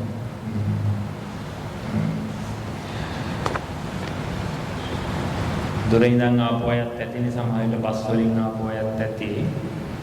ඒ නිසා අපි මේ ඊටු ටික ඊළඟ වාරේ එන කතා කරන්නේ. මේ පොතේ තියෙනවා. එතකොට මේකෙන් සාමාන්‍ය දැන් මේ උදව්වක් දුන්නේ මේක බලා ගන්න හැටි. එතකොට මේ ටික බලා ගන්න පුළුවන්. එතකොට මේ අපි කතා කරපු ධම්මට්ඨිති ඥානය හේතු ප්‍රත්‍ය පිළිබඳව බැලීම කියන එක කතා කරේ. ඒක විවිධාකාරයෙන් මේ ප්‍රත්‍ය පිළිසිඳ ගැනීමේ ඥානයට කිව්වේ. ඒක අපි එදිනෙදා ප්‍රායෝගික ජීවිතයේ මේවා හට ගන්න බව. දැන් තවත් ප්‍රත්‍ය අපිට කියන ඇහත් රූපයක් නිසා චක්කු විඥානය උපදිනවා. මේ හේතුඵල ධර්ම. කන ශබ්දය නිසා සෝත විඥානය උපදිනවා. මේ හේතුඵල ධර්ම. ඒකට මේ විදිහට අපිට මේ ආයතන 6 හරහා මේ හේතුඵල ධර්ම දකින්න පුළුවන්. මේ කර්මය නිසා ආහාරය නිසා වේදනාව සංඥා සංකාර උපදිනවා කියලා මෙහෙම බලන්න පුළුවන්. ඒවා අපි තව ටිකක් විස්තර වශයෙන් කතා කරමු. ඒ නිසා මේ හැම එකකින්ම මම කිව්වා මේ දේ කොහොම අපි අවබෝධ කරගන්න ඕනේ නුවණ තමයි අපි තුල තියෙන මේ නිට්ටයයි ආත්මයි ඉන්නවා තියෙනවා කියන මෝඩකම ගෙවෙන්න තමයි මේක බලන්නේ. ඒ නිසා මේ මෝඩකම එක හේතුවක් බැලීමෙන් අයින් වෙනවා නම් ඒ ප්‍රමාණය. එහෙම ගෙවෙන්නේ නැත්නම් අර වගේ හේතු න්‍යාය කීපයක් බදලා අපිට අන්නේ නුවණ ඇති වෙනවා. එතකොට යාට තේරෙනවා මේ රූපය මේ කෙනෙක් හදපු එකක් නෙවෙයි. ඍතුව නිසා, කර්මය නිසා, ආහාරය නිසා, චිත්තය නිසා උපද්දපු රූප ගොඩක් තියෙන්නේ කියලා අන්නේ අර තියනවා ඉන්නවා කියන මෝඩකම නැති වෙනවා. ඒ නිසා මේ ප්‍රත්‍ය බැලීමේ ඕන උනේ අපිට සත්පුද්ගල බායේ ගලවා ගන්න. නිට්ටයයි ආත්මයි කියලා ගන්න මේ දුස්තිය මෝඩකම. ඇයි ඒක ගලවන්න ඕනේ? ඒ කොහොම ඕක ගැලවුණාම අපිට ජීවත් වෙන්න පුළුවන්ද කියලා සමාධිය දෙන්න පුළුවන් නෑ. නෑ. ඒ නිසා තමයි කෙලස් ඔක්කොම ඇති වුනේ. මේ දුක් ඔක්කොම ඇති වෙන්න හේතුව මේ නිට්ටයයි ආත්මයි කියලා ගත්තා. අන්න ඒ නිසා ඒක වටහා ගන්න. අද එතකොට මේ ඇයි මේවා බලන්නේ? එතකොට යම් දල අදහසක් එනවනේ. එතකොට මේ දේශනා නැවත ඒවා අහනකොට ඊට පස්සේ මේවා බලනකොට යම් අවබෝධයක් එනවා. දැන් ඕක එක පාරම එන්නේ නැහැ. දැන් මේ හේතුඵල ධර්ම කරපු පළවෙනි වතාවනේ. ඉතින් ඒ නිසා මේවා නැවත ඔය න්‍යාය අල්ලලා දුන්නාම බලන්න අපිට මේ නුවණ අවබෝධ වෙලා භාවනා කරනකොට ඕක ටික දියුණු වෙනවා. අපි දැන් ඊළඟ වාරවල මේවා නැවත කතා කරනවා. හොඳයි, එහෙනම් අපි අදට මේ විදිහට මේ ධම්මට්ඨිති ඥානයේවත් කාංකා විතරණ විසුද්ධිය පිළිබඳව ඒ උපදේශය විස්තරය අවසන් කරනවා. ඉතින් මේ ඊළඟ වාරයේදී හැමෝම පැමිණෙන්න දැන් මේ සැරේ කොටසක් ඇවිල්ලා තව වෙනත් කොටසක් ආවම මේක තේරෙන්නේ නැහැ එතකොට. ඒ නිසා මේ හැමදාම එන පිරිස අඛණ්ඩව ආවොත් තමයි මේක ක්‍රමානුකූලව අපිට යන්න පුළුවන්. ඒ වගේම එන අය ඒවා බලාගෙන පුහුණු වෙලා ප්‍රායෝගික මේවා අවබෝධ කරගන්න උත්සාහවත් වෙන්න. එතකොට මේක අපිට මේ ප්‍රයෝජනෙකුත් වෙනවා. නිකන් වැඩසටහනක සහභාගී වුණා දැනුමක් ඇති වුණා වෙන්නේ නැහැ. ඊදරට උත්සාහවත් වෙලා වීරිය කරන්න. මොකද මේ මනුස්ස ජීවිතය තුළ අපිට ගන්න පුළුවන් ඉහළම වටිනාකම තමයි අපි ධර්ම ඥානය ඇති කරගෙන මේ විදර්ශනා ඥාන දියුණු කරගන්නේ. ඒ විදර්ශනා ඥාන දියුණු කරගත්තු මනුස්ස ජීවිතයකට වටිනාකමක් දෙන්න බෑ. ඒ තරම් වටිනවා. මේ කෙලෙස් සහිතව සම්මුති ලෝකයේ මේ කාමයන් එක්ක දිවුවා කියලා ඒ ජීවිත කිසිම වටිනාකමක්. කෝටිපතියෝ ලක්ෂපතියෝ වෙලා මේ කාමයන් පස්සේ ගියා කියලා මරුණන් පස්සේ අපායට යන ඉන්න අය සමහර විට දොස් කියනවා.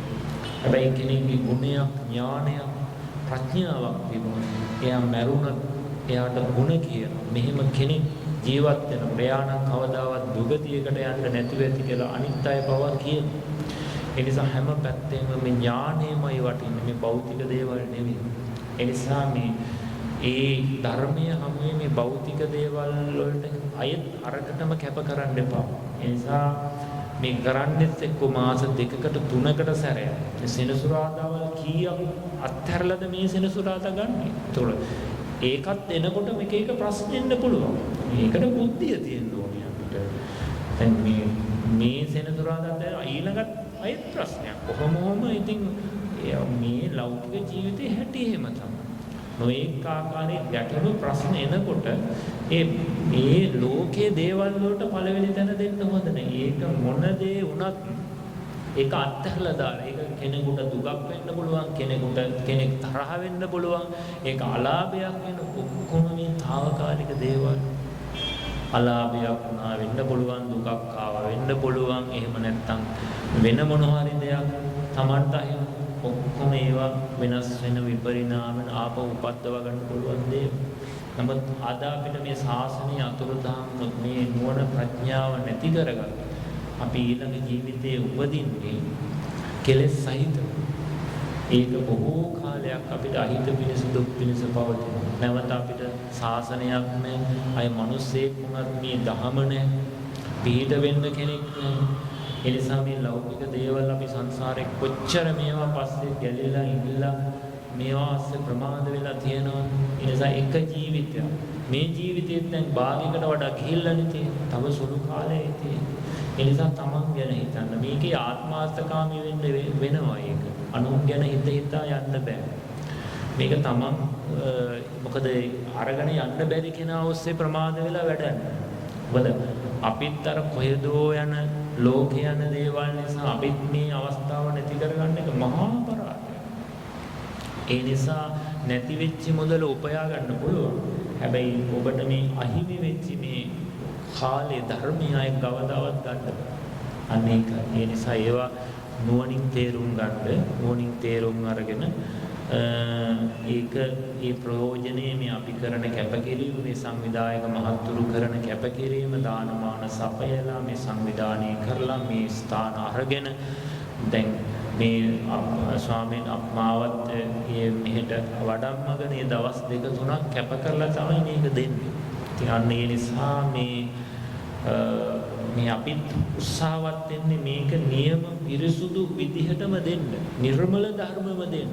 නැත්තම් ලේසිකම දැන් මේට වඩා බුදු ගුණ සජ්ජායනා කරලා ජාතක කතාවක් කියලා තව මොනවා හරි නිකම් පින්කම් වගේ මොනවා හරි මෙතන මොනවා හරි වීඩියෝ ටිකක් පෙන්නලා කලකින ඒක අමාරු නෑ. නමුත් මේ ඒ වගේ අපිට මේ ගමන යන්න බෑ. ඒකයි මේක ගැඹුරු වුණත් පිරිසුදුයි නිවැරදි ඒක අපි ඒක තේරුම් ගත්තා. ඉතින් ඒ නිසා මේ මම හැම වෙලාවෙම උත්සාහ කරන්නේ ඒකයි. මෙතන මම බාහිර දේවල් කතා නොකර මේකම කියන්න ගියත් කාලෙ මත. ඒ නිසා මේ මොඩම අවසාන වශයෙන් මතක් කරන්නේ ඒක කාටවත් කරන එකක් නෙවෙයි. Tamanටම මේ ලැබූ මනුස්ස ජීවිතයට කරගන්න සාධාරණයක්. ලැබූ බුද්ධෝත්පාද කාලේ. ඉතින් ඒ නිසා ඒ බව හැමෝම තේරුම් අරගෙන මේ අද දවස පුරාවටම සිද්ධ වෙච්චි සියලුම පින් කුසල් පිට එකතු කරලා අපි මේ වෙලාවේ මම කෙටියෙන් පුණ්‍යානුමෝදනා කරනවා. අපේ ස්වාමීන් වහන්සේලාත් අපි මේ පිළිබඳ දානි දීපු අයට ඒ වගේම සංවිධානය කරපු අයට ඇතුළු පින් අනුමෝදනාවක් කෙටියෙන් කරන්න කියලා මතක් කරනවා.